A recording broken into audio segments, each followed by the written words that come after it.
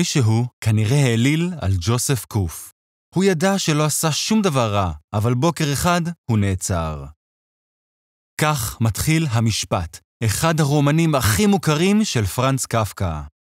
קוף, הדמות הראשית ברומן, נעצר במפתיע ונאלץ לעבור תהליך מתסכל בו סיבת מעצרו, וטבע ההליך המשפטי נגדו אינם ברורים לו.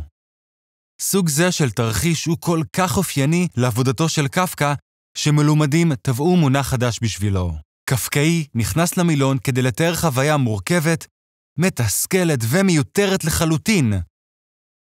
כמו לנווד ממבוך של בירוקרטיה בניגוד לרצונכם. אבל האם עמידה ממושכת בתור כדי למלא תפסים מבלבלים מצליחה להעביר את עושר חזונו של קפקא? מעבר לשימוש הרגיל במילה, מה הופך דבר כלשהו לקפקאי?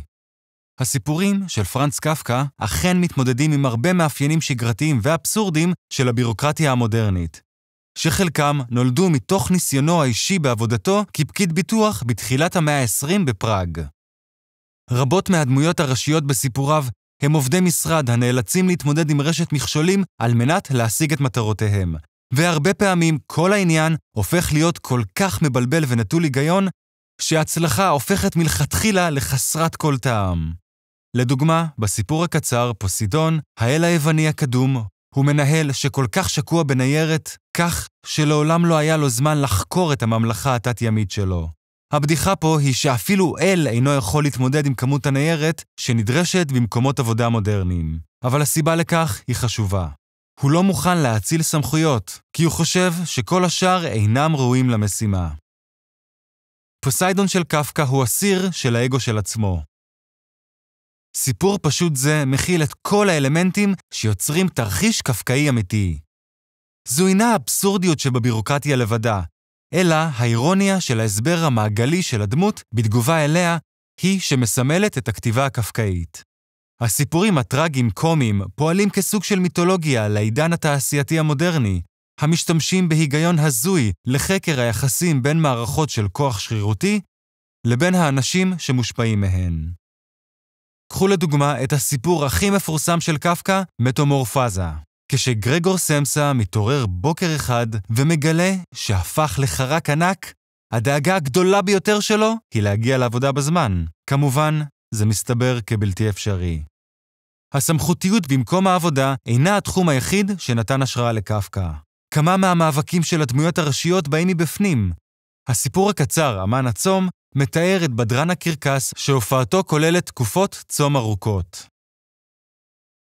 הוא עצבני על כך שמנהל הקרקס מגביל אותן לתקופה של עד 40 ימים, באמונה שזה מונע ממנו מלהשיג גדולה כאמן. אבל כשהמופע שלו מאבד פופולריות, הוא רשאי להרעיב את עצמו למוות. המפנה מגיע כשהוא עומד למות באלמוניות, ומודה בצער שהאומנות שלו תמיד הייתה ההונאה.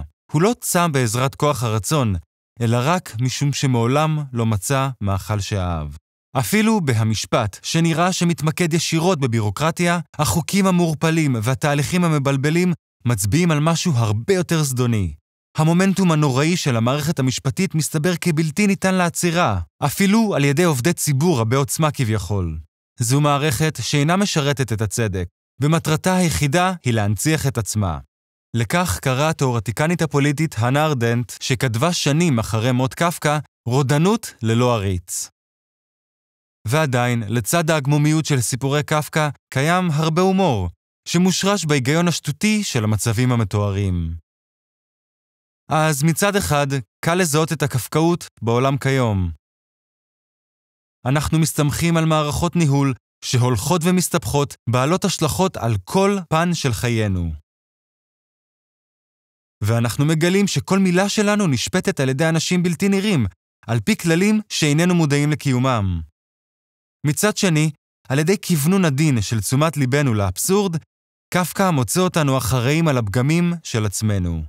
בעשותו כך, הוא מזכיר לנו שאנחנו יצרנו את העולם בו אנו חיים, ויש לנו את הכוח לשנותו לטובה. להיסטוריה מרתקת, הרפתקאות החלל החיצון, פילוסופיה מאתגרת תודעה, תשובות לשאלות האקראיות ביותר שיש לכם על הגוף שלכם ועוד, הירשמו לערוץ הזה, הישארו מעודכנים והישארו סקרנים.